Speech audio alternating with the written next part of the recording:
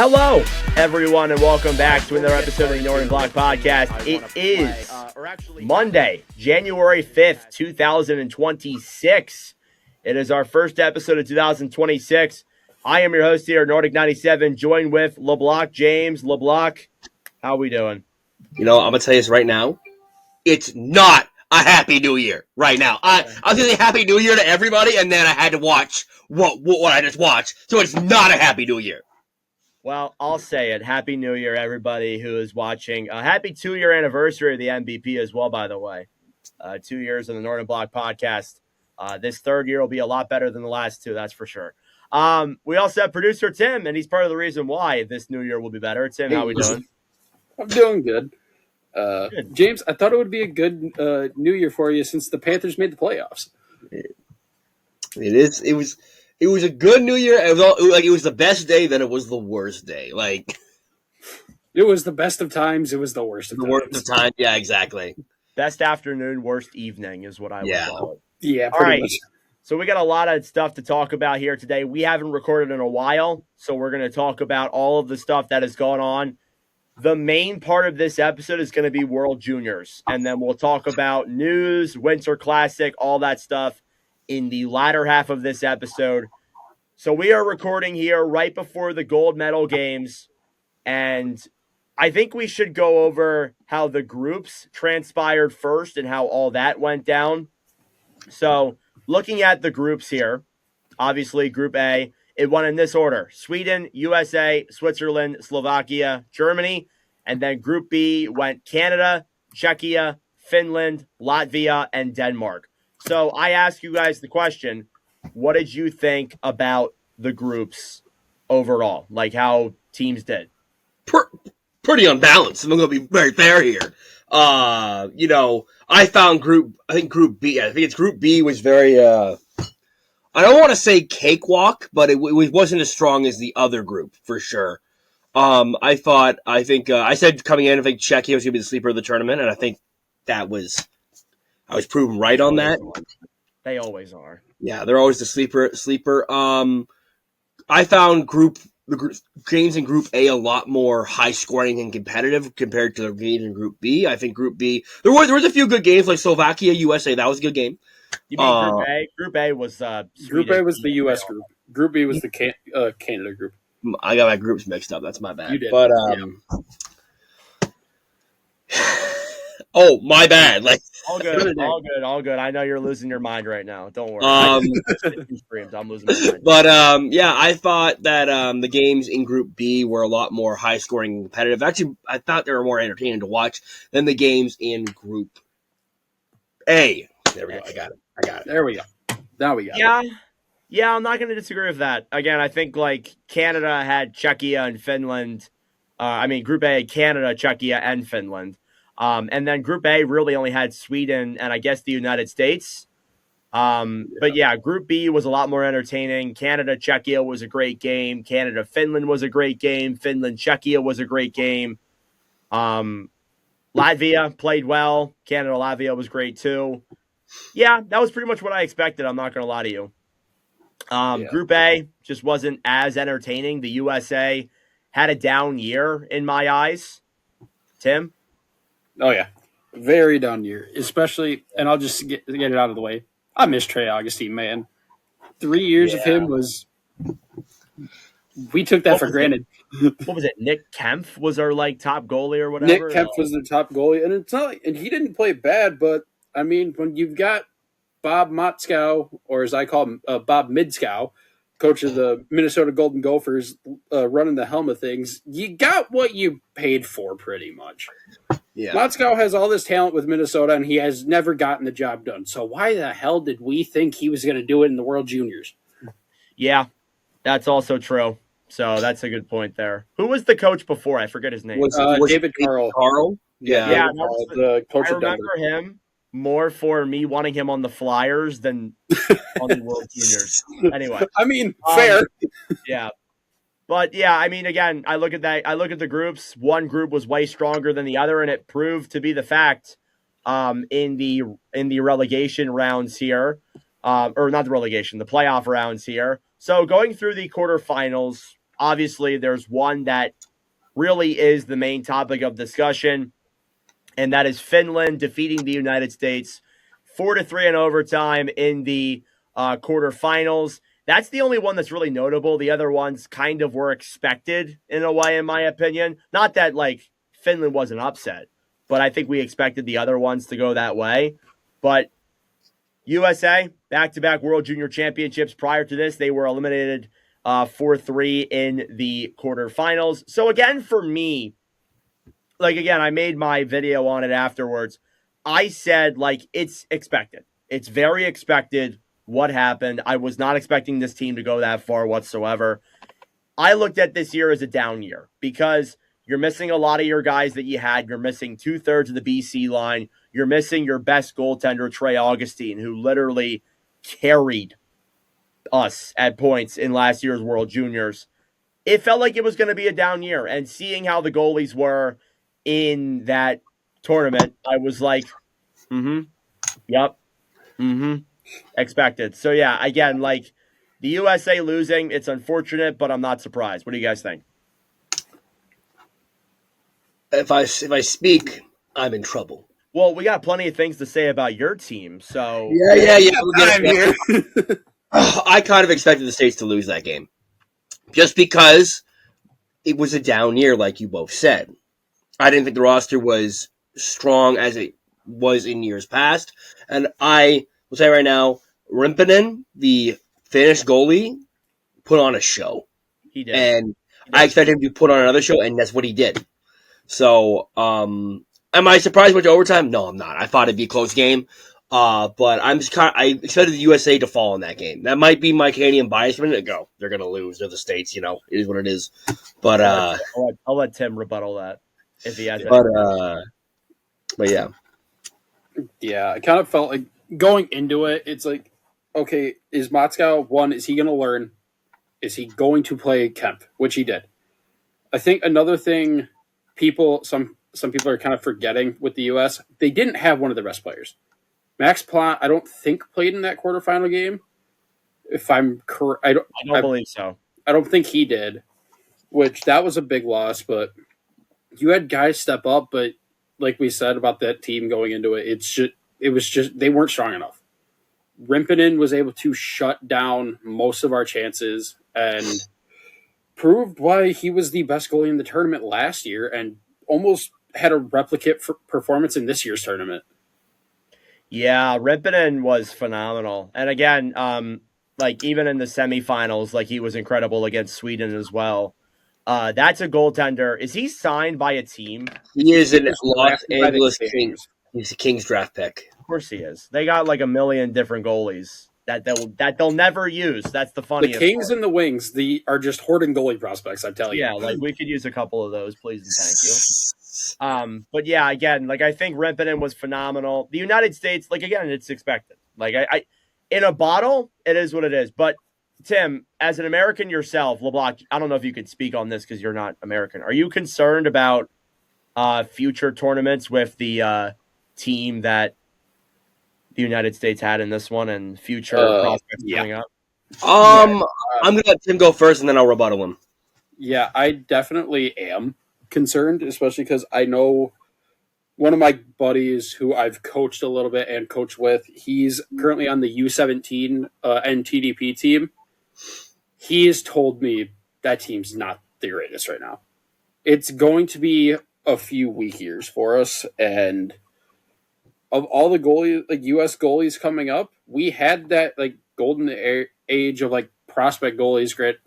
It sucked that Augustine Fowler and Slukinski were like all right there with each other. All like in the same year. Yeah, that does suck. They were all like the same age, so you couldn't have one of them for this year. Like if you could have had Slukinski for this year, this team would have looked so much different. I think you would have been much more confident in them, but that's my biggest worry is like the goaltending in general is like, I don't know how strong we're going to be there for the next like 4 or 5 years. Yeah, that's my concern. LeBlanc, I'm sure you have some thoughts yourself. What do you think? So are you saying the golden age of U.S. hockey is over? Oh no, I didn't say that. I said for the like. I'm not following. Like You guys say, "Oh, mama, don't you cry." USA Hockey is do or die, something like that. I'm not falling for the bait, LeBlanc. I'm not falling for it. I'm not falling. But I'm not concerned about the United States. The United States, they've clearly shown. This might be a couple weak years, but they're still gonna be a top dog in the tournament every year. Like, there's no way you're gonna say USA Hockey is dead. Like, well, yeah, just we're not saying that. No, yeah. No. I do think a couple weak years are on the horizon for the United States for sure. Yeah, I think you look at you look at the top prospects coming up. Like, I can't name you a single one like off the top of my head, really. I mean, like, in terms of like top guys, like I don't think of any. There's a couple of guys who are going to be good, but like nobody at that elite level. Like we don't really have like a line like a BC line like Leonard, Peralt, Higgins that's really going to be there. Cole Hudson just played his last year, so he's not going to be there on the back end. I'm not saying they're like going to be like horrible, like they're going to be like Switzerland bad or whatever, but it feels like a couple of years of just kind of mediocre, maybe not even getting to the semis half the time. Like it could just be a couple of weak years on the horizon, and that's okay. Sometimes it happens. I mean, Canada is kind of going through it right now, where they've had a couple of weak years in the last few seasons. They're getting better as it goes along. Obviously, now they're in the bronze game. They weren't even in the medal game last year. It happens. You go through rough years, and I think that is what it is. We'll see what happens there with that, of course. Transitioning over to the semifinal games here. So we'll go through Sweden and Finland first. 3-3 hockey game heading into overtime. Power play for Finland. And Sweden, phenomenal PK. In the shootout, I swear to God, Anton Frondell went like 45 times in that shootout. And the joy of international hockey. What's that? The joy of international hockey shootout rules where you can just send one guy again. Yeah, I know. I didn't realize that until I was in the stream. I'm like, how is Frondell going again? But it's international rules. So, again, Frondell goes like a million times, misses a lot of them, hits the post. And then on the final shot he takes, he wins it in the shootout for the Swedes. And they go on to the gold medal game. I have one question here first, then we can give our thoughts on the game itself.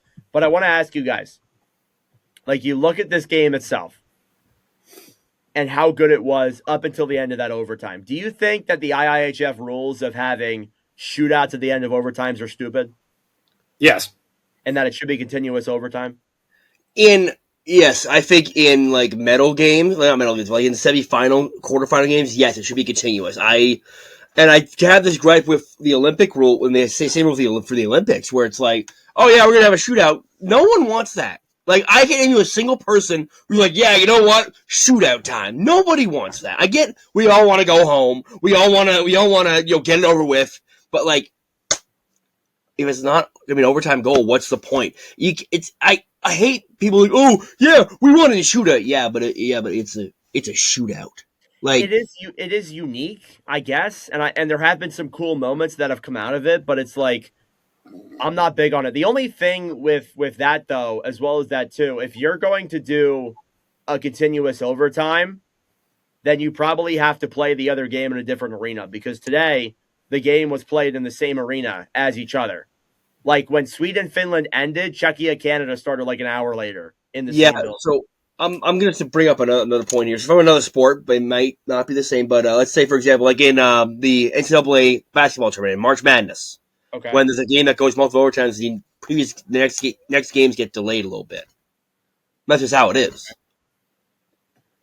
The only thing that begs the question, though, is like, how long do you delay it until you postpone it? That's going down a rabbit hole. But listen, I would say, because I know Olympic rules, it's different. Like, I think they go 2 overtimes and then they do the shootout. Or it's 1 overtime, 1:20 in overtime, then the shootout. I have no clue. I have no clue either. So. But yeah, I'll move on.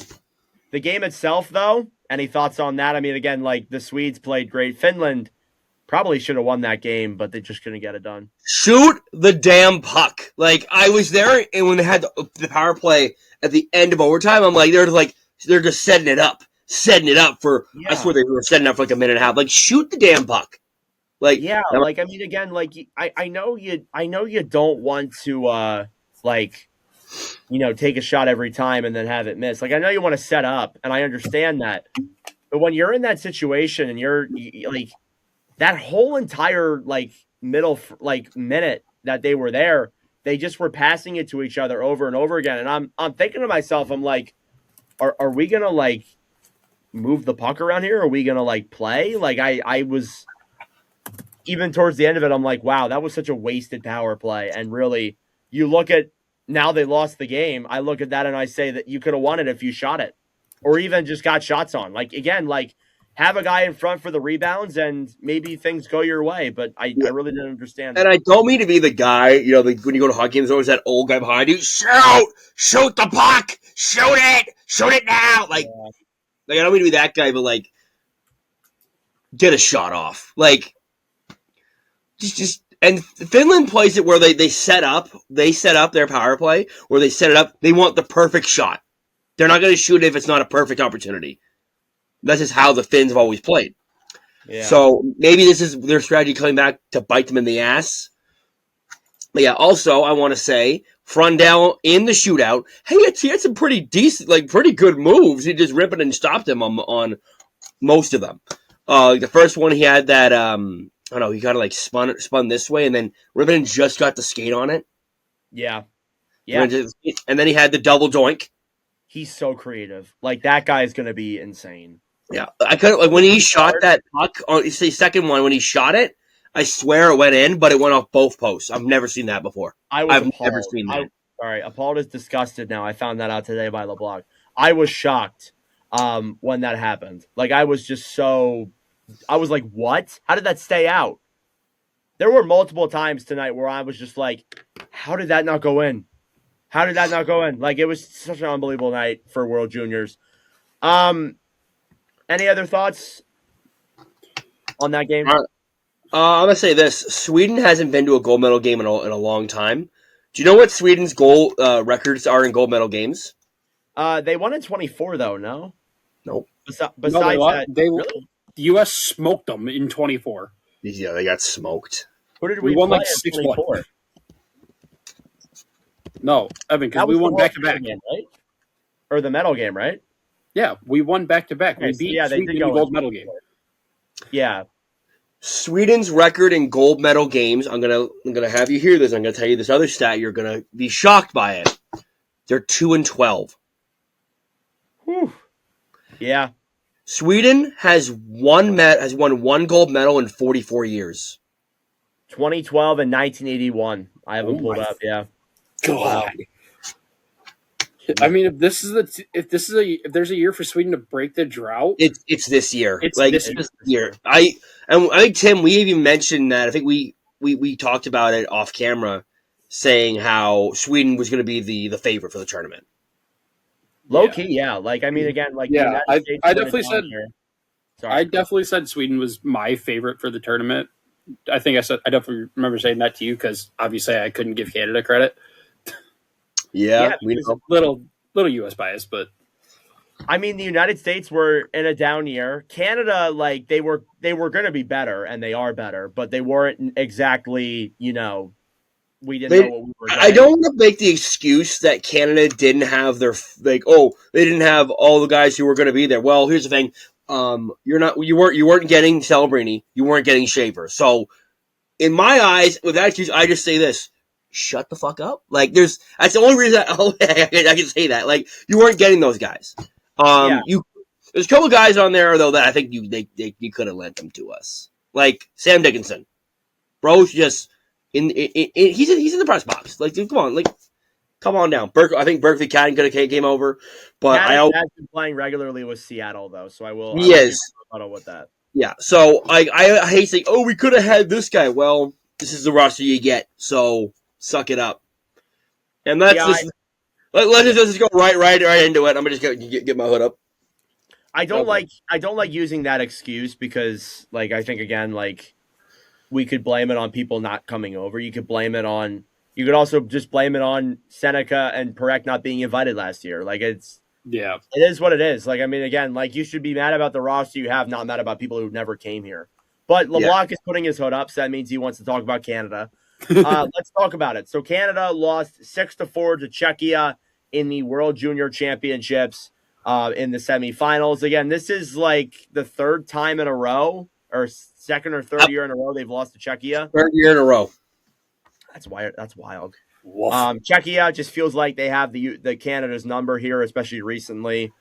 Yeah, it was a good game, but LeBlanc, I mean, there's a couple things I want to talk about here, but first off, just give me your overall thoughts. So I don't mean to shit on teenagers, but I'm gonna shit on teenagers. Like, Okay, That's a statement. go ahead. This team, oh my god, I've never seen a Canada team with so much ego. Like, just ego through the roof, saying and I expect that from the Americans. I don't expect that from us. Yeah, we were like that for a little bit, but we were I expect that from the Americans. I don't expect Perek, even like Perek, Martone especially, like just major attitudes on the ice and off the ice. Reshny as well. Like, I just feel like this team thought they were too good. They were too good, that they couldn't be stopped. They did go 5-0 or 4. Yeah, they were 5-0 before this game, to be fair. But when you have guys like, I think Misa, what a huge disappointment he was this tournament. I don't know his stats. Give me a second. But yes, again, like, disappointing for sure. Misa, like, again, we look at Misa as one of the top guys. Like, I think I even said at one point, like, he's better than Schaefer. We both had a consensus saying that he'll be the best player from this draft. That's aging like milk. Yeah, that's not looking good right now. Yeah, I mean, again, like, he was disappointing. I was a little bit disappointed in oh my god, what's his name? McKenna? I'm forgetting his name. Not McKenna. McKenna was all right. Reshny? Reshny, no. Is he a forward or a defenseman? I don't know. I'm blanking. No, I'm blanking on who it was. But yes, again, I'll have to look at the roster. But again, I look at this team and it just, like, yeah, I totally agree with you. And I feel like it's very common with a lot of teams that are young, and a lot of these teams are young. Like, teams do have guys who are like this and have a lot of ego. It's not with every team, but it's not, because the Canada teams who won gold in the past didn't have that kind of ego. The thing is, though, is like, you can have ego, but you got to manage it. You got to be like, okay, like, I have the ego, like, we can win, but you actually have to back that shit up and not be complaining at the refs, not be sore losers at the end. I know, like, any of that crap. Like McKenna got a misconduct at the end of the game because he was, lashing out. And I will say this: you also need to not be like giving back at Czechia. Like, Czechia was doing a lot of, like, they were getting under Canada's skin. They were playing a lot of physicality, and you can't be giving one back to them. They were give one back to them, arm goes up in the air. Yeah, Canada a lot of the time. Yeah, in Canada, Czechia was great at being that shit disturber tonight. Czechia was getting shots off. Canada was not capitalizing on their opportunities. And I'm going to say this right now, Canada deserved to lose that game. I'm not going to sit here and tell you that, Canada got screwed over. No, Canada deserved to lose that game. Like, I watched the entire game. Yeah. They did not look great. Another player I was disappointed in, you're going to be shocked when I tell you this. It's not for his offense, it's for his defense. It's Zane Perek. Oh, there it is. Defensively, he was a nightmare this tournament. Like, yeah, I mean, we knew that coming in. Yes, yeah. He provides the offense, and that's great. That's great. He's a great offensive defenseman. I'll give him credit for that. But defensively, honestly, the entire defense, outside of maybe Ben Danforth, was just brutal this game. Like, and even you look at last year with this Canada roster, and a lot of the guys that were there aren't there anymore. But that was the problem last year with this team. And just poor goal scoring, too. Like, they had the offense this year. They just couldn't get it done. I mean, like, I agree with you. The thing is, though, the Czechs, they always answered back. Like, they are just such cockroaches. Like, that's what I love to call the Czechs. They don't go away. They always keep in it. You're never, it's like that song, The Cat Came Back. Like, yeah. The cat came back the very next day. Like, that's what it is. I'll give props to Czechia. Czechia played a great game. They outskilled Canada. They outplayed Canada tonight. Their goaltender, I'm blanking on his name right now, but he played lights out. Or Ivan Kovic, I will say this, Ivan Kovic, for the most part, played very well for us. I think the first 2 goals were kind of weak ones, but after that, he kind of locked in and then was on the defense. Yeah, you were kind of ripping him about the goals like later on, like the Sahar goal. I'm like, the Canada defense literally let Sahar walk around him. Like, why are we blaming that on Ivan Kovic? Again, like I thought he was good in the game. The first 2 goals weren't ideal, I agree, but it does happen. Again, Ivan Kovic had a great tournament. Carter George kind of disappointed me this tourney. Like so much hype around him coming in and just like flat-footed. Like because he played so well last year. He played so well. You want the stats on the 2? I have those pulled up. Would you like to see? Could you read those stats off for me, Tim? So they both played 3 games. Carter George played 180 minutes. Ivan Kovic played 179. Okay. In those 3 games, Carter George had a .333 goals against and a .844 save percentage. Yeah. Ivan Kovic had a .235 goals against and a .918 save percentage. I think the goals against probably is definitely inflated after this game. Yeah. But the save, you had a goalie giving you a .918. Yeah. Like that should win you most games. This was also, and I want to say this, like, he's also been very, very good, like, internationally wise overall. Did you guys see that stat on your TV? Like, he was phenomenal. Like, he's been great in the Helenka Gretzky, the U18s. Like, he has been a phenomenal goaltender internationally. This is his first, like, really bad game. Yeah, and I believe he's also having a pretty good year for Michigan as well. Yeah, yes, he's very good. Like, there's an argument between him and Augustine right now with who the best goalie in college hockey is. It's those 2. Yeah, I mean, I'm really surprised. Like Carter George had like a really down year. He's been, especially for it being his second tournament. Yeah, I'm gonna say right now he's like Carter George. Like you have that team in front of you, you shouldn't be accused. In the OHL, he plays on a very, very weak Owen Sound team. He's on a very not good Owen Sound team, so his stats might reflect that. But here, I'm like, there's no excuse. He didn't play. He played games last year. Or was that Ivan Kovic? Last year, it was mostly Carter George. Yeah, last year in the U20s, Carter George played the same amount of games, had a 1.76 and a 936. Yeah, and that's where all the hype came from him. That's where all the hype started around Carter George. Like we knew he was good, but last year he was lights out. This year he lost his job. Like yeah, I don't know. Like it's just, especially on like the first Czech game, he was the goalie, and bro was Swiss cheese. Like I don't know how to say it nicer than that. Like, yeah, you're right. You are right. Yeah. But I'm gonna finish. I'm gonna just conclude this here. But I think bringing Dale Hunter into coach's team was the right decision. I think that's gonna be the right decision going forward. I like. He's a winner. He knows how to win. I think you keep at it with him at the helm of Canada in the U20s. You're gonna find success eventually. If you don't know, he's the coach of the London Knights. Yep, I agree. Yeah, and they're a very good team in the OHL. One of the best. And I will say how far Canada has fallen. Like we have bronze. Yo, that's better than last year. Like what happened to Shame? What happened to bronze isn't good? Bronze isn't good enough. And I'm to the point where like I saw Canada win 5 straight World Juniors when I was growing up. I saw them dominate this tournament.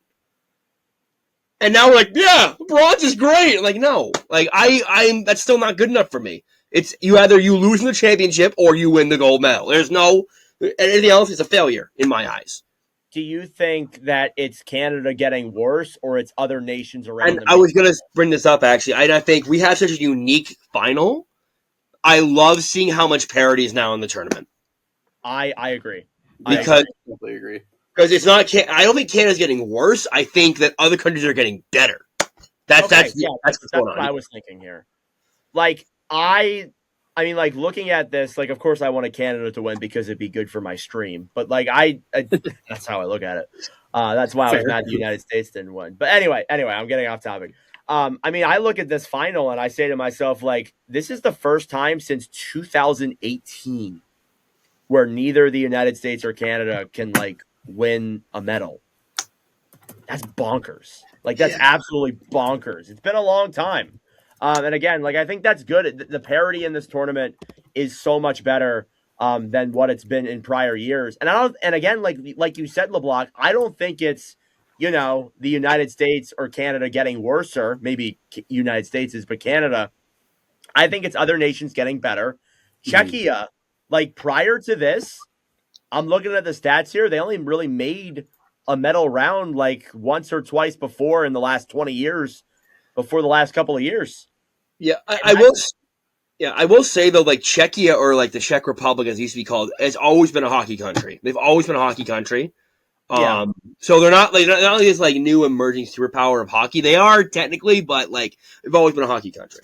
I agree. Like, I would say we had like the big five. Like when I would say like if you go 15 years ago, we had the big five: Canada, United States, Russia, Finland, and Sweden. And the number 6 was always Czechia. Yeah. I also think too, like Switzerland's gotten a lot better. Switzerland's gotten a lot better. Germany's gotten a lot better. I remember. I think Latvia's way better too. Latvia's way better now. Yeah, like all the countries that we talked about in this tournament, even like Denmark wasn't like horrible. Yeah, they're relegated though. But again, like it shows that there's growth coming from hockey, and that's overall a good thing. It's a good thing because for Canada, it may not be as easy anymore to just simply go into this tournament every year and win a medal.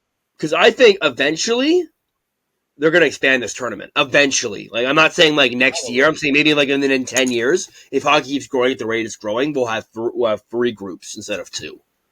I really love that idea. I would love it too. More nations. Hell yeah.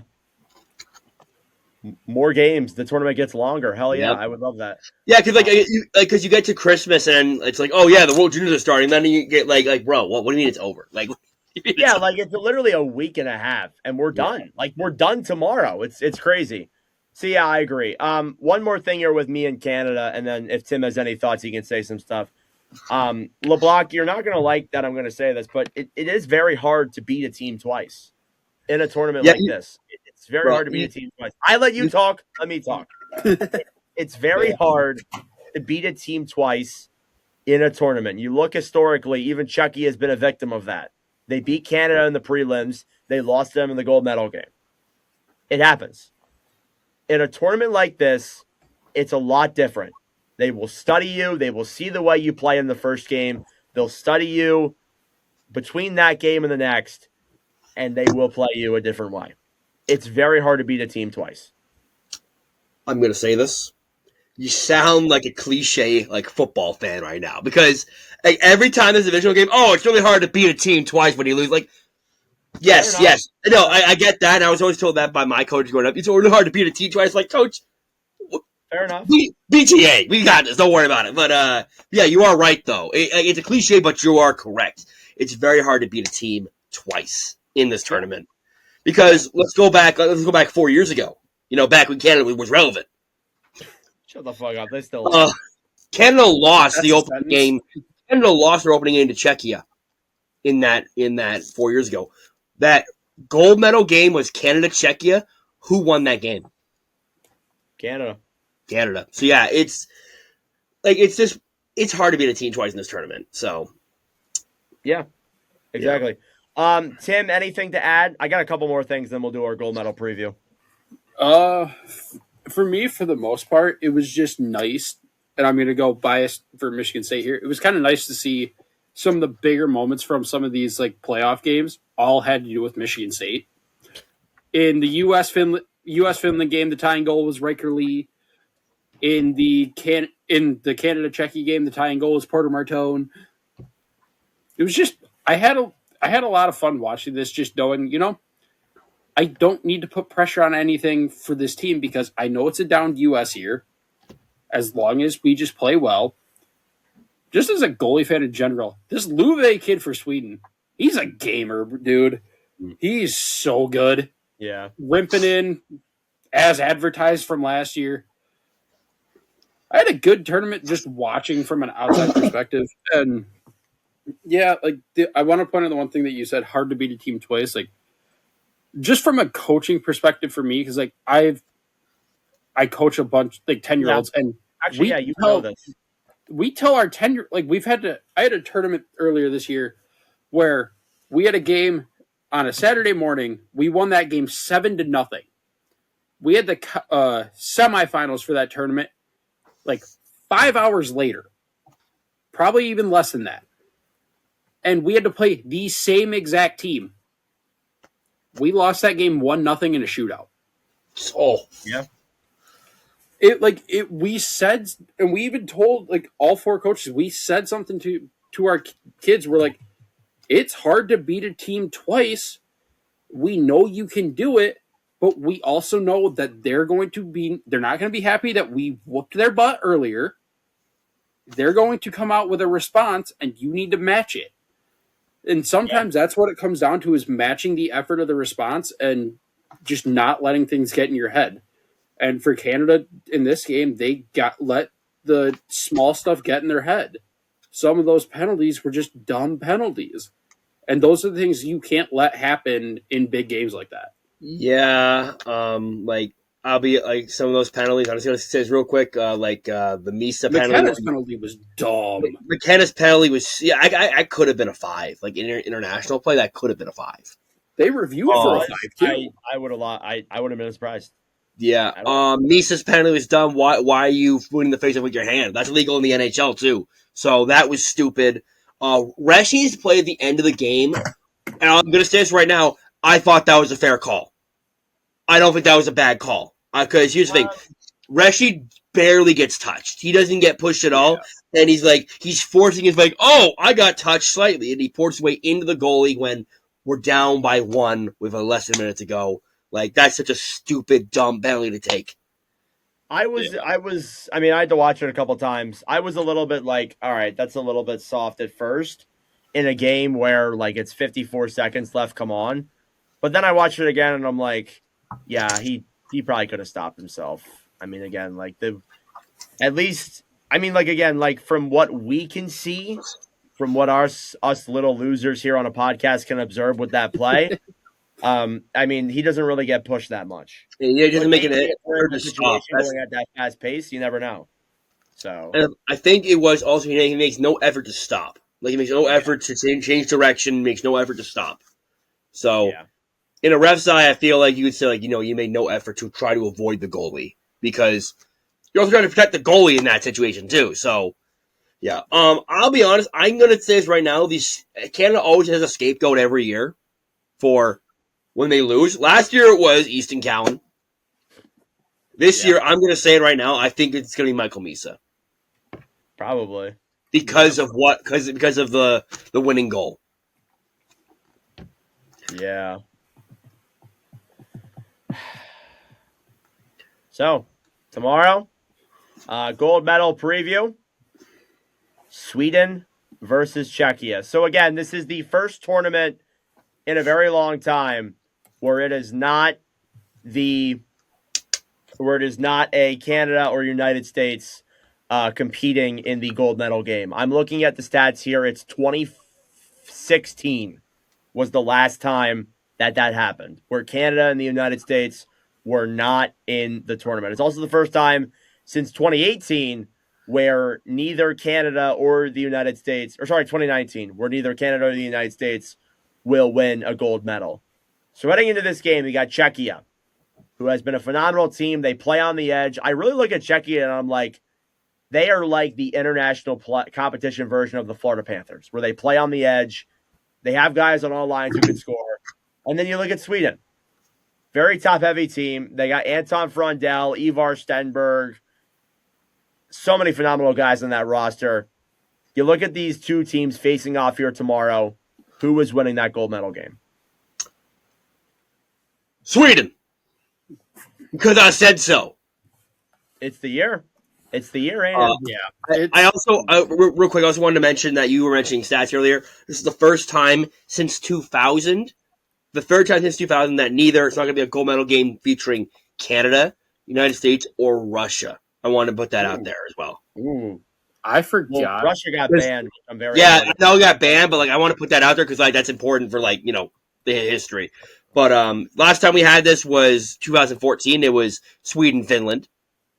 And then it was 2001. It was Czech Republic, Finland. Wow. I'm looking forward to it, honestly. I think This would be Sweden. really good. Yeah, I think Sweden is just they're a juggernaut. Here's the thing, though: Czechia will try and get under the Swedes' skin, and I don't want to say the Swedes are easy to give in, but they give in pretty easily to people get under their skin. We'll see. I go Sweden. I think Sweden will win this one as well. It's been a long time. They're due. Also, Czechia, they've never won a gold medal, right? They've never won a gold medal before. They have two. They have two. Oh, they do. With They have 2000 and 2001. Is that Czech Republic technically? That's Czech Republic, but it's the same country. I was going to say, they just renamed themselves, didn't they? Yeah, it's just. But it's been a long time for both countries, so I'm like, you know what? Cool. It's cool, yeah. No, like whoever wins, like I'll be. I mean, if Czechia wins, I'll be. It happened. We lost to the champs. It's fine. If I think Sweden is just they're like you said they're due. Like, yeah, totally. Tim? Yeah, I think it's Sweden. Like, I have their stats pulled up right now. Like, Ivar Stenberg has 2 goals the entire tournament. Czechia is going to win this thing now, aren't they? Because we all just picked Sweden. I have a bad feeling that because we all said it, it might happen. But like, yeah, that's what I'm thinking. I'm waiting for that Ivar Stenberg breakout game, and it's going to be that like game. Puts him to a like first overall pick. And I really think he might already be there, though. He might, but I really feel like this is his chance to do it on the biggest stage for him. Ivar Stenberg and Anton Frendell. I think those two are going to step up the biggest for Sweden when it matters most. And I don't, as great as Czechia has played this tournament, I don't know if they have the firepower to compete with those two. I don't know, man. Yeah. And then they have Victor Eklund, too, all those guys. It's crazy because their top power play quarterback now is Leo Celine Molenius. It used to be ASP. Imagine if this team had ASP. I'm glad they don't. Jesus. Oh, yeah, I know you were glad they don't. But still, imagine if they had ASP. This team would be cracked. There's so many like guys I look on this roster who are very under the radar, too. Like Ericsson's very under the radar. Eddie Genborg, who is a Detroit prospect. Oh, I have been so impressed with Eddie. He's better than I thought he was. He was great in the semifinal game. Like again, like this is gonna be a fun gold medal game. And then just a brief moment here. Canada versus Finland. Who wins that one? In the bronze. You said it's hard to beat a team twice, and they've already played Finland. Like, I'm taking Canada though. Fuck you. Like,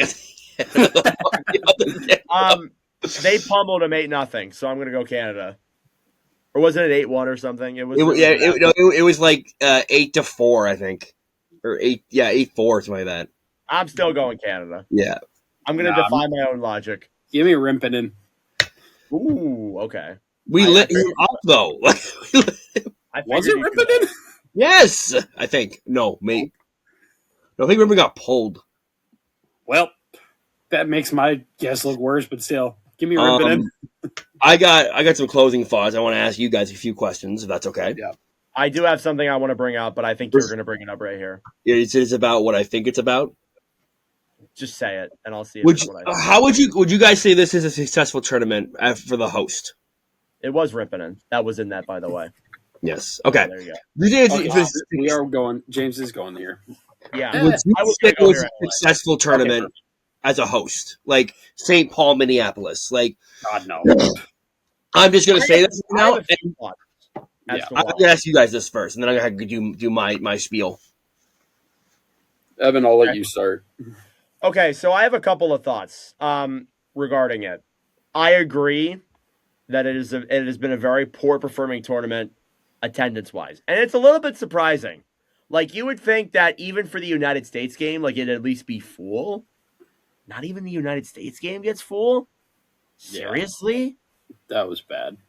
Here's my thing, though. How much are the tickets? That's the one thing I don't know.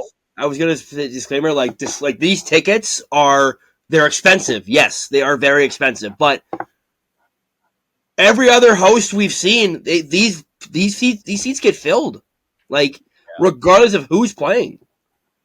Yeah, that's what I don't understand. I also think too, and I brought this up, I think, when we were talking off camera, there's not a lot of coverage of it in the States.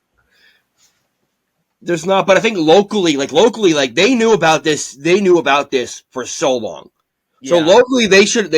I know Ottawa, when the Senators, when they were here last year, they pushed it in their season promos like heavily to get. Maybe Minnesota didn't do that. They must have not, because like I saw the attendance figures for, I think for one of the quarterfinal games there was like 25% capacity. It was like bad. Like that. Like I don't mean to shit on Minnesota, but like that is pathetic. Like if it was like 60% full, I'll give you a slide there. You know, things are happening, tickets are expensive. We'll give you a pass there. But like less than 50%, that is sad. I don't want to hear state of hockey ever again. Yeah, but they can sell out the Minnesota high school tournament, no problem. Yeah. I mean, again, like for the other games, I'm like, okay, all right. You know what? You don't want to go to a freaking Czechia, like the relegation games, sure. Like who cares? Like, yeah, like you don't want to go to that. That's fine. I'm not going to be the United States game not sold out. That's my biggest thing with that. That's sad. Like, that's actually insane. And like, I don't really care about it that much. I even said to you, I'm like, okay, it is what it is. Yeah, I know. You told me you don't care, but like and even still, it's like, what the fuck? Yeah, like I'm just saying this. It's not a great look. That's all I'm putting out there, because like if this tournament was in like Sweden, for example, those it's sold out. I mean, I know I would have went to games if it were in America. Like I know people are like, oh, it should never go back to the United States. I don't agree with that. I think it'll go back to the United States. So they put up a graphic. 2031, they're going back to the U.S. So they haven't that far in advance. 5 years from now, they're going back to the U.S.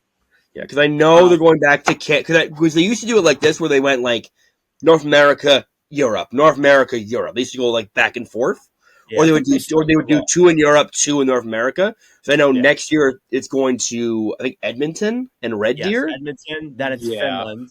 Red Deer, then Finland, and then it's Quebec City. Then it's Czechia. Then it's the United States. Then it's Canada again. I saw a graphic up by TSN today for it. So I'm going to ask you this right now, because I think this is a fun conversation real quick. If they're going to go to another U.S. city for this tournament and give it this, you have to go to 2 cities. You got to go to like the this and that, for example. Where are you going? And this is going to be like a cheat answer, Buffalo. Yeah, I was going to say, because didn't Buffalo do really well? Buffalo had it in 2018. Yeah, like Buffalo's a hockey market, dude. Like they love their hockey. So I think Buffalo's a good answer. What you could do is, and this probably will never happen, but like imagine like if they split it between the 2 countries, like Buffalo, Hamilton. They're not far from each other. Detroit, Windsor works too. Yeah, like Detroit, you could do Detroit and then like Plymouth, which is like will lose our minds. Just a suburb, but like it's where the U.S. like the NTDP plays. You could do part of it there. Yeah. Like the one thing I wanted to bring up before we keep going into this is I saw a tweet earlier. It's like, how have Americans not gotten into the World Juniors more? This is basically March Madness of hockey, and the top response to it was perfect, and it's exactly why I think not a lot of Americans are getting into it. It's because this tournament is only broadcasted on NHL Network, which 90% of the country does not get unless you pay extra for it. So I am the perfect example of this, and I have a perfect story for you guys involving this. Okay. It is only on NHL Network, and you know what? They only play the TSN broadcast. That's why I knew all the shit from TSN. Because the TSN broadcast is the only broadcast. Pretty much, yeah. So here's the thing. That's the other thing of it. Like, a lot of Americans don't know about it. And Tim's correct, because if you don't have cable, you're fucked. Like, you got to go and get a different service. I had to pay for Fubo TV, and I'm lucky that this is around Christmas. I got it for $50 for this month. I'm canceling it as soon as the games end tomorrow. So $50? yeah. That's not even bad. It was half off. $100 a month. Jesus Christ. That's so bad. And that was That's one of the problem. And that was one of the cheaper ones. Oh my lord. Like, I am not paying that much money. No. Like, NHL Network is great. Like, I like NHL Network. I enjoy watching it. I am not paying $100 to watch it. And that's why I get so pissed off when I'm trying to stream and half the games that I want to do are on NHL Network. Because for those who don't know, like I make like $50 a stream, pretty much, essentially. That's pretty much how much I make per stream. Like, I'm putting half of what I would make in a night towards a fucking subscription for one game. It's not worth it.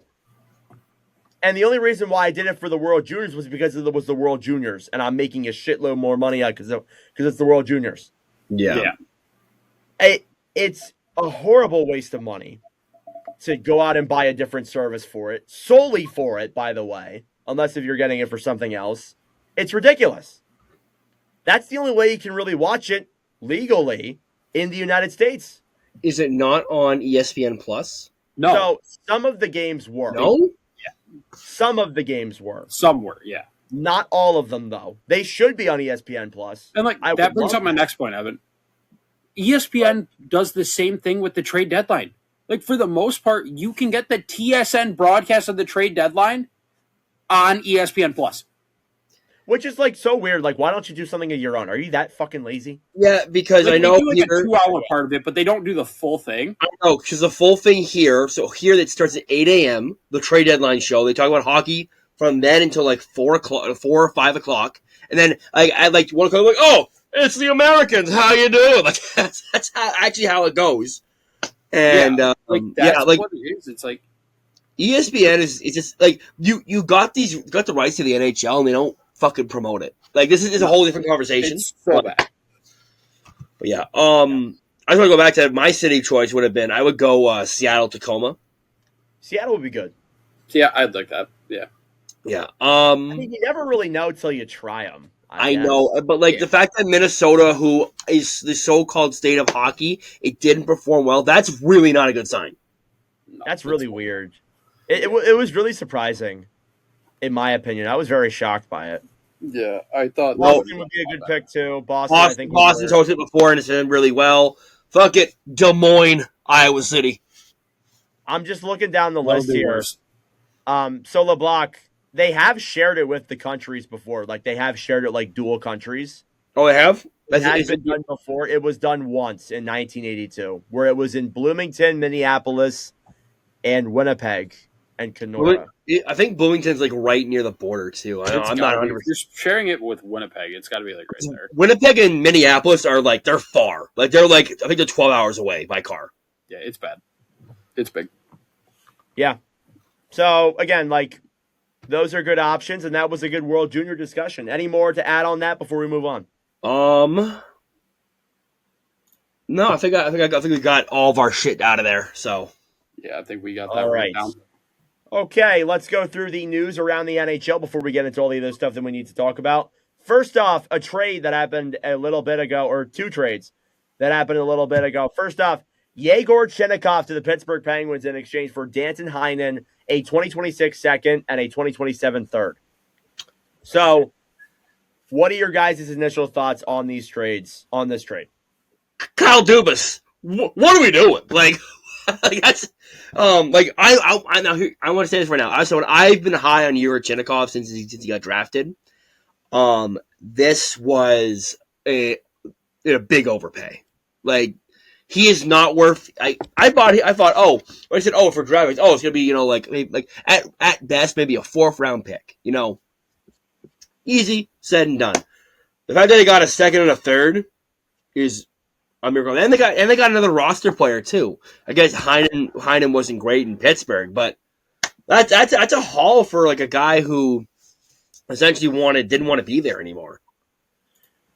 Yeah, I mean, I agree. So again, when I look at like this thing, I am going to defend Columbus a little bit here, or Pittsburgh a little bit here, because you look at how many draft picks they have so much draft capital in the later rounds.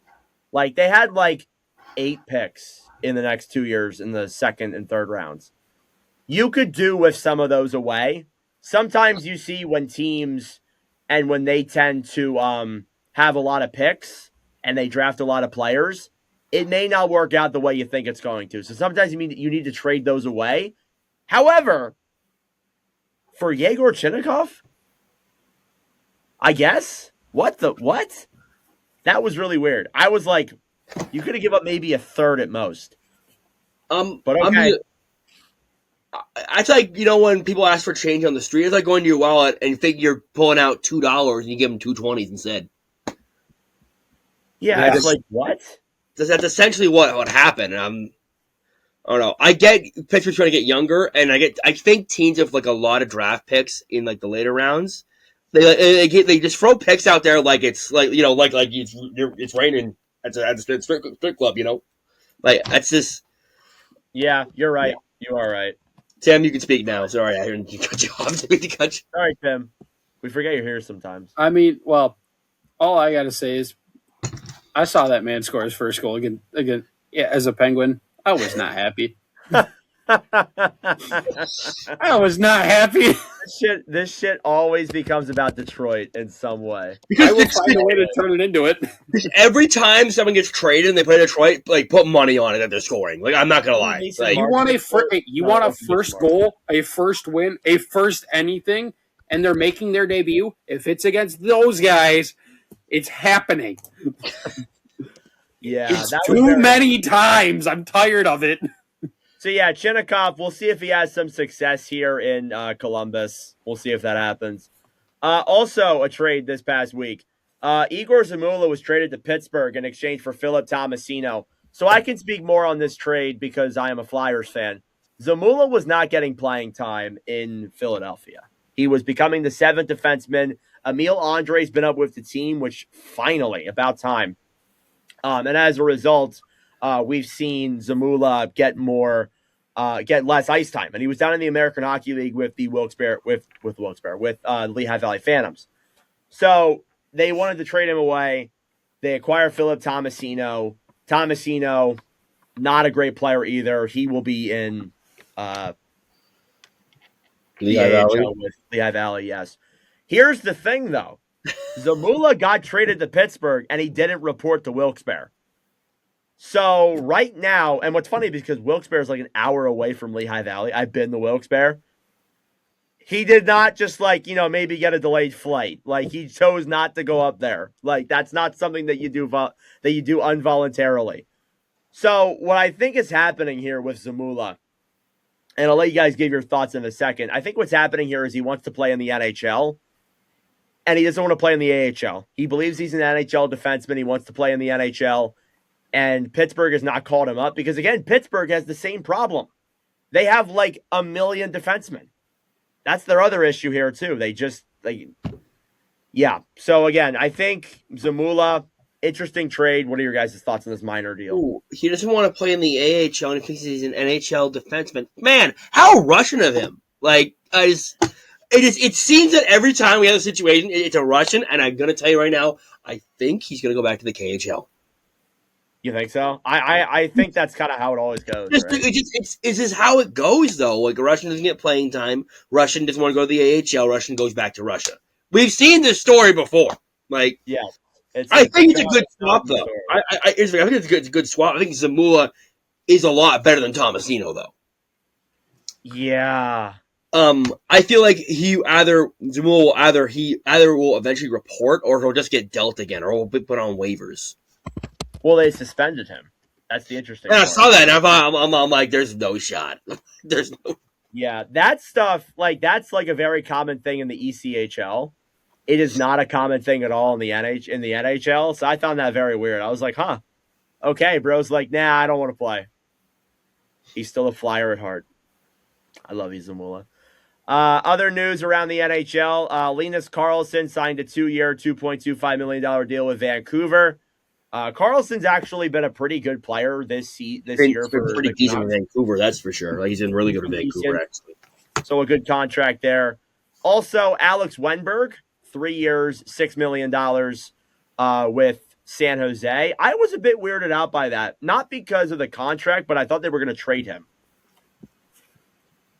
What do you think? More money, more money, more money, more money, more money, more money, more money. Like, it's because now they don't have to dig for money to get to the cap floor. That's true. So they're not in a situation where like, oh, we need to have cap space. No, they have all the cap space in the world. Like it's fine. Like it's year 2 of this like long haul thing.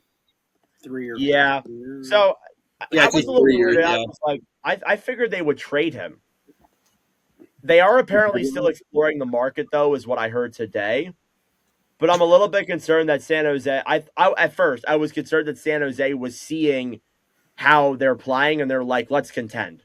And I'm like, "Don't do that yet. You have no idea. It could go wrong for you the next year." Yeah. That's what I wonder with this deal. Tim? I didn't hate it. I think it was just slightly a little bit too much money for him. Like 3 years, yeah, fine. Like if it was like a $4 million per year, like per deal, or even if it was 5, I wouldn't be like, yeah, sure, I guess. But when it's 6, I'm like, okay, that's a slightly bit too much, especially for when you're hoping he's just going to be your third line center. Yeah, that's a lot of money for him. Yeah. I agree. Other news around the league. So suspensions we got to talk about. Johnny Beecher suspended for 1 game for a roughing play on Michael McCarron. Yeah, if you guys didn't see the call, I'll show you it on screen. Or not on screen. I'll send you to the group chat that we have. It's about what I expected. Yeah. Beecher just kind of knocks him down to the ground. Any thoughts? While the refs are holding him. Yeah, while the refs are holding him too. So there's that. Here's one that I think LeBlanc will want to talk about. Logan Stanley suspended for 1 game for roughing on Brady Tkachuk. What do you think about this? I think Logan Stanley is an absolute bitch. If I would because here's the thing. Brady in the face. Wow. Here's the thing. Stanley initiates contact. Tkachuk kind of like wrestles back with him, and I think that gets kind of like, oh look at Tkachuk. Stanley put him to the bench. Like I think Tkachuk's talking to the like. He told him like Stanley grabs his stick to pull Tkachuk towards him, and Tkachuk's talking to the ref as it's happening, and then Stanley just blah, like right there, and then Tkachuk gets up. He's steaming mad. Tkachuk got a 10-minute misconduct for yelling at the Jets bench too. And I was at this game. I saw this happen, and the dude, I had the Jets fan beside me. He's like, yeah, drop that bitch. No. I'm like, what? Are you like clapping for a cheap shot? Was he hammered? No, he was like completely sober. That's the funniest part about it. But then Ottawa got a 4-minute power play for it. And the funniest thing is when they scored on that power play, I'm like, attaboy, Stanley, let's go! Dude, the dude looked over, he was not having it. He was not having it. But I got another story from that game that I'll tell later. But yeah, I thought it was justified. 1 game, I think that's fine. Cheap shot, I mean, deserves to be. They're lucky they don't play again this year because as soon as Brady got back on the ice with Stanley, Brady hit him really hard into the boards. Isn't Stanley like 6'8" too? He's 6'7", yeah. Anyway, that's not what I meant. Yeah. I get what you mean. Yeah, really interesting suspension. I thought it should have been more. I'm not gonna lie. Even Jets fans that I talked to, they said it should have been more on Stanley because it's kind of a dirty play. But yeah, I think the one sense fan said, instead of suspending him, make him play the next 2 games, 30 minutes a night. Yeah, that's a good one. That's a great one. Other news here: Devin Cooley, 2 years, 1.35. What do we think about that? Perfect. Yeah, he's been really good for Calgary. So, yeah, that's a good contract, good number. I like it. The ECHL went on strike. That was fun. Yeah, how'd that go? How'd that go? Yeah. So yeah, I figured we should bring this up on the MVP because you guys know that I do have a connection to it myself. The ECHL, there were rumors Friday the 19th, before the Christmas break, that they were going to go on strike because of the new CBA agreement. And I have to be careful what I say here, but I could tell around the arena, I was like, yeah, it seems like this is going to happen. It was official on December 26th. Reading some of the messages that I read, there were some players who were like, well, the Players Association's keeping things away from us. They're not letting us vote on these things. They're only just making the decisions on their own. And then I also saw, oh, the ECHL is showing bad behavior. They're being really bad in the negotiations. What I could gather, and I mean, again, the PHPA posted an offer and all that. What I could gather is they wanted more money. They wanted more safety. They wanted more safety precautions taken. They wanted lesser 3-and-3s and back-to-backs with travel. They wanted more off days. And the other thing that they wanted too was they wanted to be paid money. And I found this really interesting, and I can't say my thoughts on it on camera. They wanted to be paid money for you know how like players will do like appearances at like places and stuff, and they'll do like meet and greets. Yeah, they wanted to be paid for that from the league. So I can let you guys say your thoughts, but I can't say anything. Being paid for a meet and greet is actually diabolical. Like I feel like that's like you're on the clock, dude. Like you part of your salary is doing that. So I don't see how that should be part of the other stuff. The other stuff is all valid though. So they went on strike. Obviously, again, like they went on strike for like 24 hours, and then it got called back. They came to an agreement, and then that was over. But there was a lot of controversy around it. I made a couple of videos on it. There's one more video that I'm going to make on it, and I'm so busy with the World Juniors and power rankings and rookies and all this stuff that I need to do for my YouTube channel that I haven't gotten to it yet. But I'm making a video asking the question, how do you grow the ECHL in a way that everybody makes more money? That's a video that's coming soon, but that was the ECHL strike that went down. Very interesting stuff. I'll leave it at that. Other news around the league, Pyotr Kochetkov out for the season with a lower body injury. Very big loss for Carolina. Prayers up. In terms of Carolina. Frederick Anderson's been really bad. Thank God they have Brandon Bussey. Yeah, Bussey's been good, but how sustainable is that is what we ask ourselves. Yeah, that's the issue. How sustainable is that for the future? That's the question that I'm asking myself here with that. That and what goalies are on the market? Yeah. As I said, prayers up. Because, yeah, like, let's go. You know what? Let's go get Stuart Skinner. Yeah, let's go. He's been in 2 straight finals, dude. I don't know. The numbers don't lie.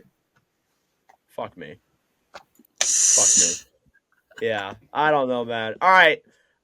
2 more things, or a couple more things. The Winter Classic was this past week. The Rangers won that one 5-1 at Lone Depot Park. The Florida Panthers, anyway. Bobrovsky had a 789. Jesus Christ. Mika Zibanejad had 5 points, hat trick. Cool. It was a sellout.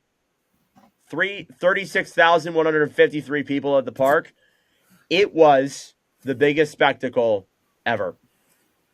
I watched it. I wish I watched the World Juniors. Actually, were the World Juniors on? I don't even know if they were on.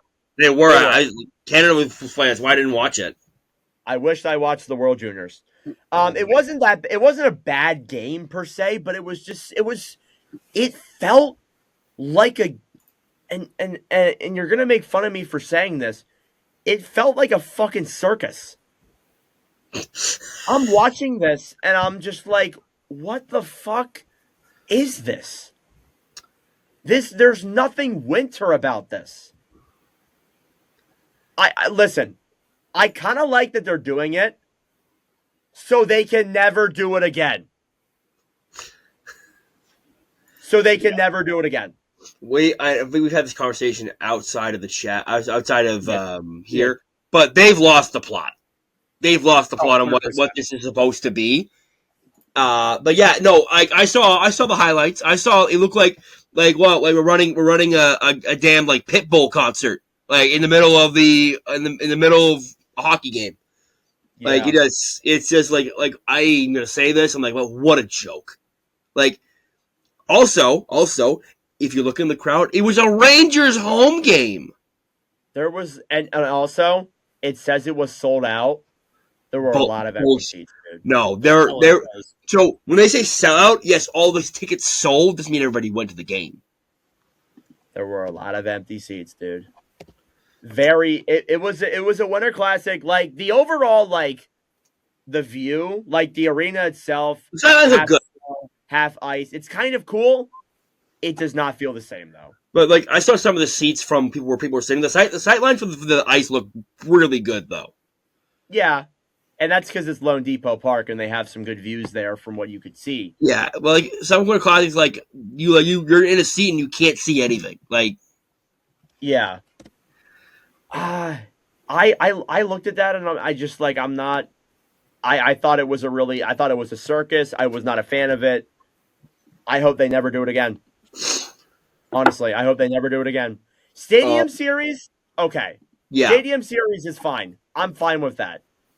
Winter Classic, it's a Winter Classic.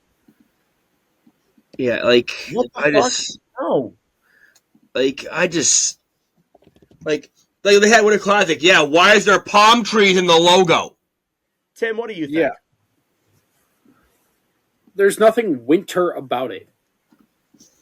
Yeah. And then there was that fake snow bullshit. Like, bro, that was the funniest that? thing ever. I was laughing my ass off at that. What was that? I'm like, what am I witnessing right now? What is this crap? The only thing of everything, it was that pissed me off the most. The fake snow shit. I'm like, really? So we're not even hiding this. Yeah, we're just trying to make this a bit. Yeah. I laughed my ass off at it. I'm not gonna lie to you. I thought it was the funniest thing. It was probably the best part of the game. Winter, huh? No, the only thing winter about that game was all the old New York Rangers fans going down to Florida for the winter. That's the only thing winter about the entire thing. You could have showed up in a fucking tank top and watched the game. Like, yeah, that's the worst part. Actually, it wasn't that. It was 20 in Celsius. It was 23 degrees. It was like 60. You could have worn a sweatshirt and been fine. That's ridiculous, honestly. I could have showed up. I should have showed up in like a t-shirt and some jeans. That would have been perfect. Like, that shouldn't be a hockey game. Winter Classic, I want to go there in my coat, my gloves, hat, layers on. That's what Winter Classic is, not this. Like, let's open it, and that had to have it at 8 p.m. And I don't know if you noticed, but like, it's supposed to be an afternoon event. Yeah, it's supposed to be at like noon. 1. Yeah, and that was the idea. It was always on New Year's Day. It was always at 1 o'clock, 1 o'clock or 2 o'clock. For example, me and Tim might be going to Beaver Stadium. Yeah, we're gonna be scarves on. I'm gonna be freezing. Coats. We're gonna be cold. That's how it's supposed to be. Yeah. I went to the Michigan State outdoor game at Wrigley Field last year. This is everything I wore. I had a pair of thermals, 2 different pairs of sweatpants, a pair of snow pants, like 3 pairs of socks, and that's just my lower half.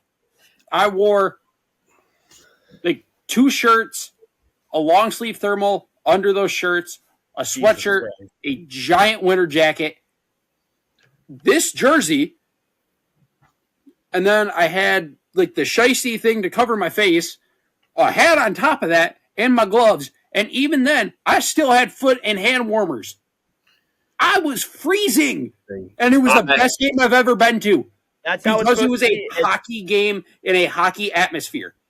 Yeah, I went to the NHL 100 Classic with you guys went to all these cool things. With Montreal against Ottawa. Back when Ottawa was awful, by the way. Oh, God. I had, my jacket, my gloves. I had an extra pair of gloves in case my gloves got wet. I had a big ass scarf. I had 2 hats. I would bring backups in this bitch. I had sweatpants. I had big ass winter boots, and I had like those like really long socks you gotta wear when you. I had the long socks, lawn johns on lawn johns, and then I had a big thick sweater, my Sens jersey over my coat. By the way, not even my jacket, over my coat. Oh yeah, like And that's what a winter classic needs. It was the coldest outdoor game in NHL history. It was minus 35. That's a hockey game. I was That's a hockey game. Listen. I'm so glad they won that game because they didn't. I would. But I can't. I froze my ass off for this. Like That's a good hockey game. That's how it's supposed to be. You know, you there sitting there. That's what a winter classic needs to be. I know, and like you sitting there watching a game with maybe like a hot beverage in your hand, or maybe a cold beer, or maybe both. I don't know. Like that's just. I mean, my beer froze in Wrigley last year. Yeah, no, I had my buddy. My beer froze. He's like he's just shaking it out, right? Like, I'll be honest, like, all right. And I saw I know it was fake, but I want to say they said, "Oh, we're gonna go to Bristol Stadium in Nashville." I'm like, no, stop. Okay, that's fake. better. It's fake. I know. Thank God. That's better. It should be a stadium series. You should. Yes. Please. What the fuck is winter about that? What is winter about that? Like, I mean, it's better than Florida. I will say that. It gets cold in Nashville. Like, it does get cold in Tennessee, yeah. And listen, I'm going to flip this a 180.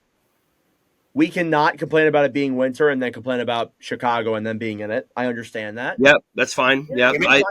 I have a question to ask you guys.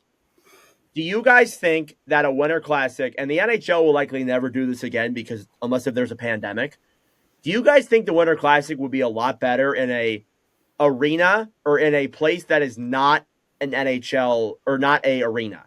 For example, Lake Tahoe in 2021. Would you guys be cool if it went to somewhere else that maybe isn't an arena, but is a cool landscaper view? I'm gonna say this. No.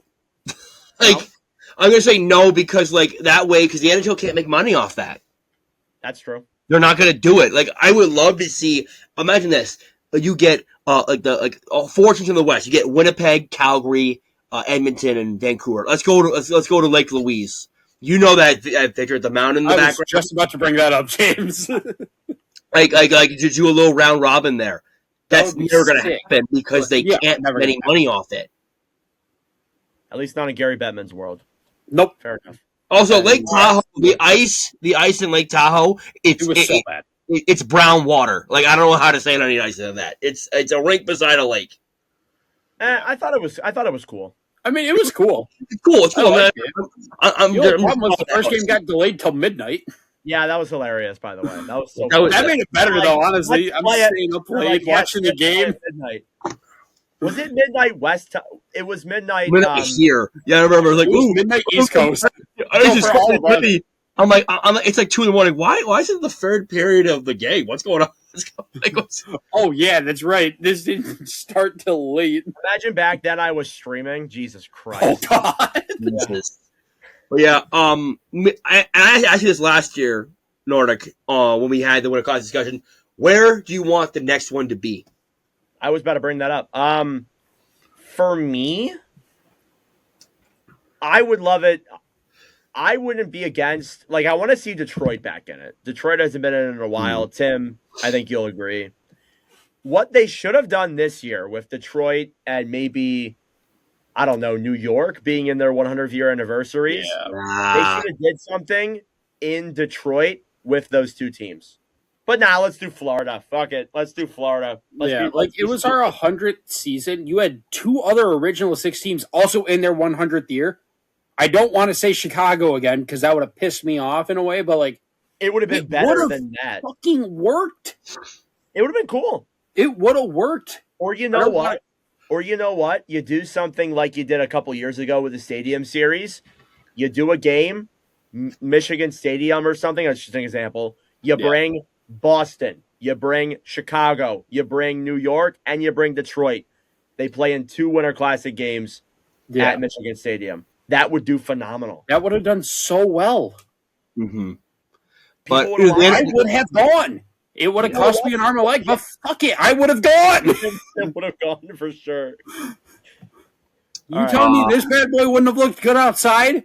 Yeah. Like, come on. Like, it just proves to me the NHL doesn't care about our feelings. They care about money.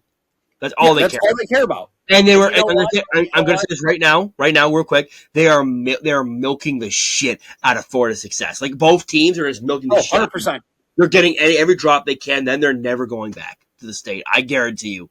The moment Florida misses the playoffs, they're never going back. Nope. 100%. I'll say this: the only Southern Winter Classic that actually had got my approval was when they went to Dallas. I love that.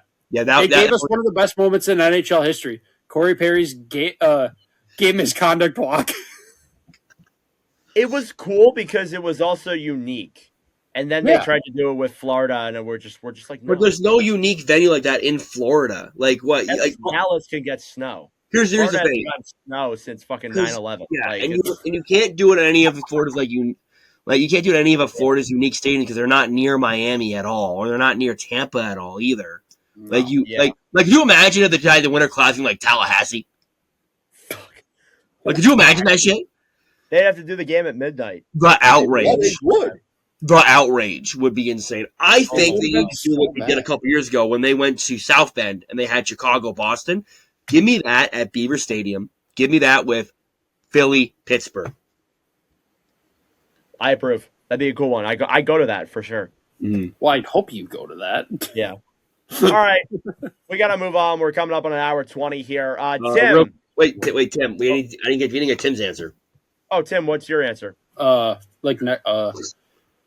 Yeah, I would probably like to see Detroit back in another outdoor game because if counting, I think we've been in 3. I think. Yeah. 14. No, 4. 14 in the Winter Classic against Toronto. Then we played I think it was called the Centennial Classic against Toronto in Toronto. We played a Stadium Series against Colorado, and then last year against Columbus. We probably should have another one, especially because the winters here, for the most part, outside of this year, have been snowy.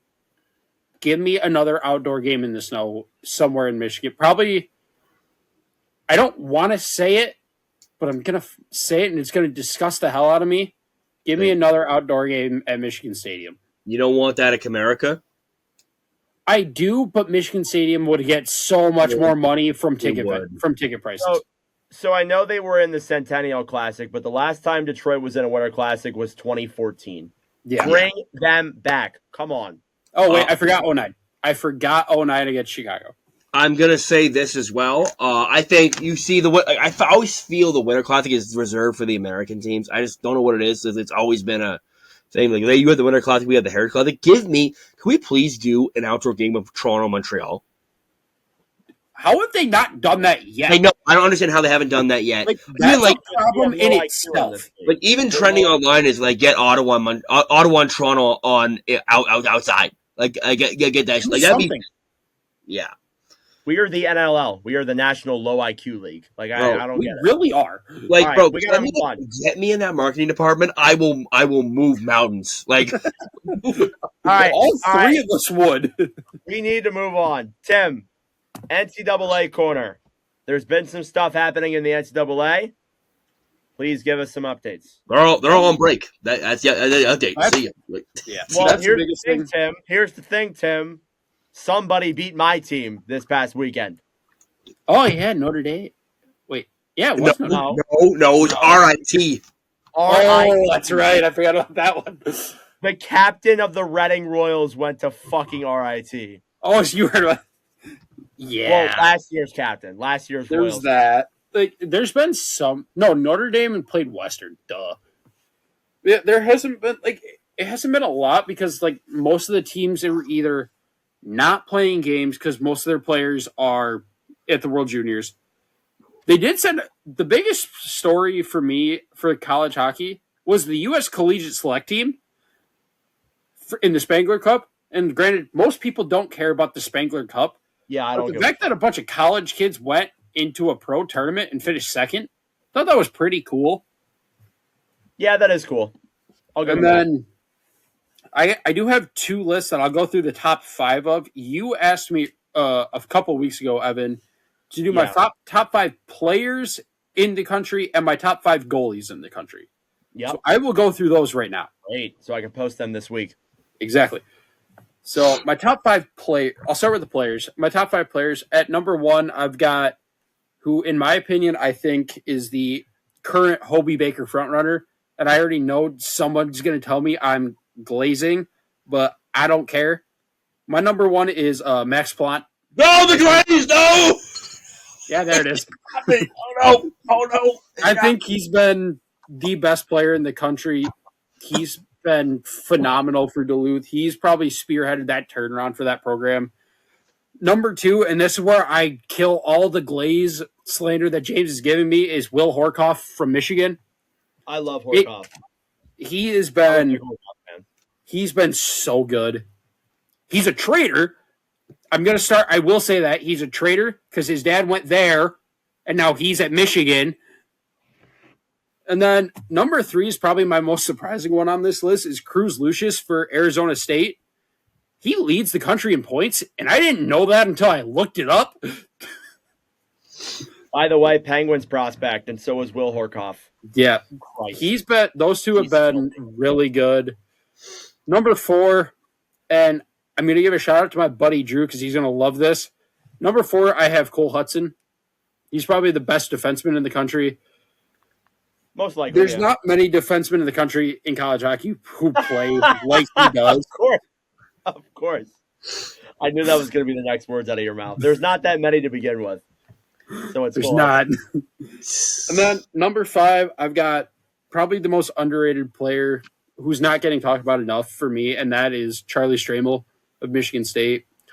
He has taken his game to another level this year. I didn't know if he could be better than last year, and he played with the Hobie. His winger was Isaac Howard. Stramel has taken his game to another level. The Glaze is back! No! Quiet, you! But yeah, I think those are probably, in my opinion, the top 5 players in the country. And then at 6, I'm not glazing too much because I have Michael Hage at 6. Ew. Fair enough. I agree. Oh no, that's a player I was disappointed in for Team Canada as well. And we forgot about Michael Hage. He was all right. He was like one of your best players. What do you mean? Yeah, he was pretty bad tonight. Yeah, fair enough. Then the top 5 goalies. Like I said earlier when we were talking about Team Canada with Ivan Kovic, 1 and 2 for me it's a split decision. Some people will have my number 2 at number 1. Yes, James, you can say it's glazed. This time I'm biased as hell. Trey Augustine's the number 1 goalie in the country for me. I gotta He's give got all the the top glaze save percentage in the country at a .938. He's 2nd in wins. He's like 5th in goals against. He has been he's been the most consistent player for Michigan State all year. Number 2 is Jack Ivan Kovic. As much as I don't want to admit it, Ivan Kovic has been phenomenal for Michigan, and it kills me because I hate how good Michigan is this year. Number 3 is hang on, what's his damn first name? The goalie for Minnesota State is Tracy. He's been so good the past couple of years. He was on the collegiate select team as well. I was shocked they didn't play him a lot more, but he's been so good for Minnesota State. It's been an argument whether it's Tracy or Augustine or Ivan Kovic for the best goalie. Number 4 is another guy who was in the collegiate select team, Adam Gajan, Blackhawks prospect.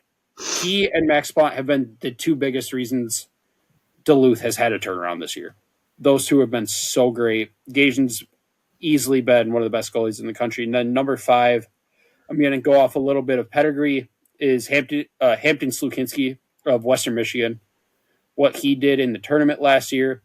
His regular season numbers haven't been that great, but I can't deny what I know he can be, and he's easily the 5th best goalie in the country for me. Okay, there you go. Good list there by Tim. Good work. College hockey's back in the next week or so, correct? Next Yeah, week or the next following? weekend. Next weekend, conference play picks back up for all the conferences. So we will be back with our weekly NCAA updates coming from Tim here next Monday. So get ready for that. Okay, hot topics around sports. We got a couple things to talk about here. First off, do you guys want to discuss college football really quick? Really quick. Yeah. Did we talk about the I don't think we did the quarter. We haven't talked about the playoff at all. We haven't talked about anything because we haven't recorded that much. Okay, so real quick, Miami up. No, we talked about Miami upsetting A&M, didn't we? Yeah, No. we talked about that. We haven't talked about that since. It's been since the first round. We haven't done anything. Okay. Real quick because it's getting late. real quick. Yeah. Miami upset Ohio State, which that is like shocking. That's huge. I'm gonna do my points after, but like Miami upsetting Ohio State. I'd be honest, I don't want to say I saw it coming, but I kind of like had a feeling, but like I didn't want to say it because I'm like, just damn, stop being stupid. Like, yeah, 100%. Texas Tech getting shut out by Oregon. I didn't see that coming. I didn't see it coming, but at the same time, I wasn't shocked because I never trusted Texas Tech's offense. Mm-hmm. Their defense was good. Yeah. But the offense didn't show up, and that was the biggest worry with Tech.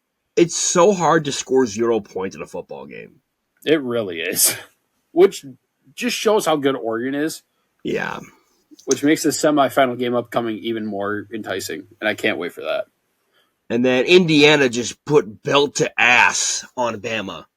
That game said the biggest thing to me for college football. The dominance of the SEC is done. It's over. The Big Ten run college football now. Can we get the Rose Bowl 1 year, not have any blowout game? Because the past 2 years it's been just blowouts. The Rose Bowl needs to be the finals. Yes, I agree with that. That's where it needs to be. I'm tired of this neutral site crap. You want neutral site? Put it in the Rose Bowl. It's the best stadium in college football. Give me that every year for the national title. Yeah, no, the Rose Bowl is iconic, and like it's gotta be. I'm tired of that being a semifinal game, or a quarter or semifinal game. I think this is my champion going into this. They gone. You dogs. Ole Miss upsetting Georgia. I didn't see that coming. Like I said, maybe there's a chance, but like the worst thing about this is that Lane Kiffin just sitting there like this, He's getting free money. He's getting free money, and he's just rage baiting on Twitter. Oh, I love it. But I want to give a shout out for Ole Miss. I want to give a shout out to the quarterback, Trinidad Chambliss. Mm-hmm. That guy is a fucking stud. Played his high school ball in Grand Rapids, Michigan.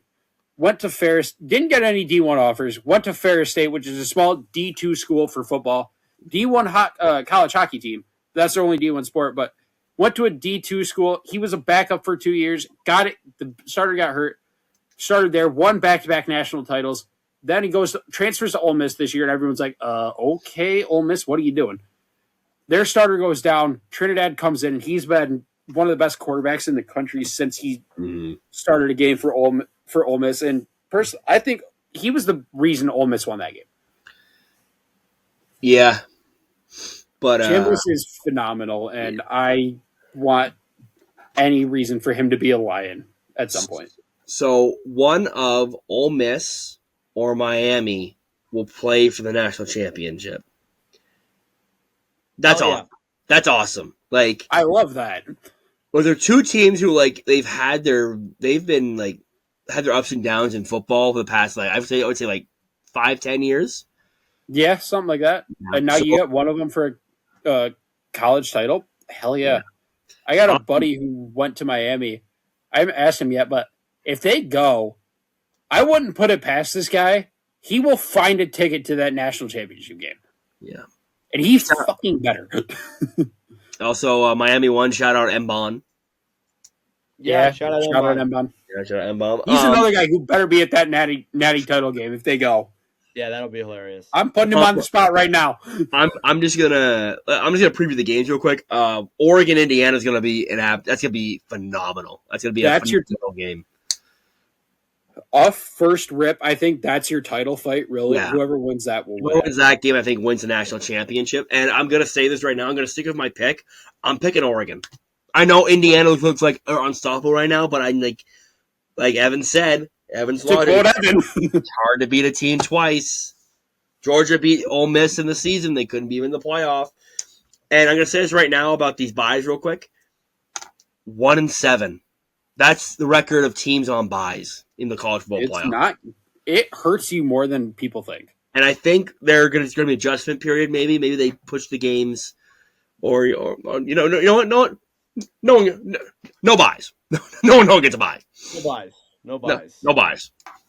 I know they can't do it. They have to expand it. I know, Tim. Tim, give me that look. I know, but I'm glad you saw that. I'm like, yeah. But yeah, the not playing for 21 days that hurts you. Imagine an NHL team. Where did I have you not play for 21 days? Yeah, they come out. They'll be the rustiest version you've ever seen in your life. It's so I'm of all teams to break that 0-something curse for bye weeks for a bye team. Of course, it was Indiana. Of course, it was Kurt Cignetti, who coaches everything perfectly, and it's pissing me off. No, I'll be honest. I love how Indiana's good now. They were bad for. I do, but I don't. Yeah. I'm going to take Oregon against Indiana. I just think that hard to beat a team twice, and I'm going to take Ole Miss over Miami. I'm going to stick with my national championship pick. I said it at the start, and I'm sticking with it. I said it was going to be the Hoosiers, and I'm sticking with Indiana, and I'm going to go Ole Miss because of Trinidad Chambliss. Okay. Well, can Miami upset Ole Miss? Yes. They've upset A&M. They've upset Ohio State. I'm not going to put that game is going to be the most 50-50 I've ever seen. They probably have all the momentum going in, but Ole Miss just beat Georgia. Yeah. So it'll be fun for sure. I can't. Those are Thursday and Friday, I believe. Thursday and Friday, which I believe I know I close Friday, so unfortunately I will miss one of them due to beer league, which sucks. I hope I'm not missing the Oregon game. I just won't watch. Sorry, that's fair. You picked James Madison, anyways. I got streams and Royals. Yeah, my JMU, they lost. I just Thursday's game is Miami Ole Miss. Friday's game is Oregon Indiana. I'm gonna miss Oregon Indiana. Looks like. Yeah, JMU lost, and I'm not missing the Oregon Indiana game. Let's go. No, I'll find a way to see it. I'll find a way. I'll put. I hope so. Put the AirPod in. Work. And my head's going. Just put my hat on real quick. Yeah. All right, we're coming up on an hour 40. Really quick. NFL wild card weekend. We in the playoffs. We in the playoffs. That's all that matters. Make your picks. And Tim's not. That's also true. That's wow. But no. Here's the funny thing. Tim's team had a better record than my team in there. You want me to go on this tangent right now? I will. No. We're like an hour 40. We don't have time for that tangent, but James, I will go on it. All right, game by game. Rams, Panthers. Listen, I'm going to go against your logic. It's hard to beat a team twice, but not up in here. Not up in here. No. Panthers by 1 point. Rams, easy. The MVP is going to show up in a big way. Give me Packers versus Bears. I didn't know Drake May played for the Rams, but okay. I said what I said. Okay. All right, moving on. Packers, Bears. That'll be a great game. The Packers own the Bears. Give it the Packers. I feel like I will be in trouble if I don't pick one way, but I cannot do it. Give me the Packers. Jack, if you're listening, bear down. Go Bears. I'm picking Bears. I want to throw up now. That's the only one I'll pick. I mean, we still own the Bears. I'm just going to say that. Bills versus Jaguars. Oh, this is such a tough one. Give me the Bills. Oh, this is such a tough one. I like both teams a lot. I love Jacksonville, but okay, I got a question. No Mahomes. This is the year for Josh Allen to do it. It is, but I'm going to take the Jags. Is Jacksonville comparable to JMU? No. Jacksonville's a juggernaut. Jacksonville's been so good. Who is the JMU in these NFL players? Honestly, The Panthers. Panthers. Let's go Panthers. Let's go Panthers. All right. Okay. Eagles and Niners. This will be. Give me the Niners. Give me the Niners. I know the Eagles are at home, but like, no. This is my NFL team versus my girlfriend's dad's NFL team. Well, that's fun. But I don't care enough, so it's like whatever. You're like, yeah, well, sure, whatever. We'll be at the Royals game, so we won't be watching. Priorities. Yeah, I'm making money. Who do you guys think? Give me the Chargers. Give me the Chargers against the most overrated team in the NFL. Against the easiest schedule. Yes. And then last but not least, Texans and Steelers now, right? Texans. Give me the Texans. The Steelers go 8-9 every year, and then they lose their playoff game. That's how it is. They went 10-7 this year, though. Things might be different. No, Texans. I agree. No, give me the Texans. That defense is way too good. Yeah. Okay. Cool. Thank you guys. Okay. Anything else in sports you guys want to talk about? I want to go to bed. Yeah, pretty much. That's the best way to put it. That will do it for this episode of the MVP. Thank you all for watching. We'll be back with content throughout this week. We got plenty of things planned. It's been a little bit of we kind of took a break to end off the holiday season. With the holidays. Give me a break. We likely won't do that again. If we are going to do that, we'll pre-record things. For sure. Yeah. So, 100%. Stay tuned for that. But anyways, that'll do it for us. Thank you all for watching, and we will see you guys in the next episode. Ciao. Keep pounding. I just do what I do. See me? I just do what I do. Man, I just do what I do. To know about you, I just do what I do. Check. That's the intro. See that? Yeah. I just do what I do. See me? I just do what I do. Yo, check. Let me flip this script. I feel privileged for all who can witness this. I am close to divine. Know the moment is mine, need an omen or sign. Providing a back sound to all the squares that ask around. Be getting it, my skills pay me. Trying to get a million, baby, with an adopted flow that God gave me.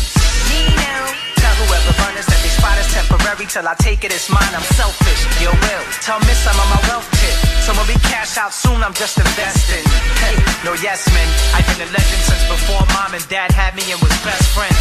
I chew through comp, don't test them. I chew on tracks cause after that I bless them. I just do what I do. You see me? I just do what I do. I just do what I do. I don't know about you, I just do what I do. Check.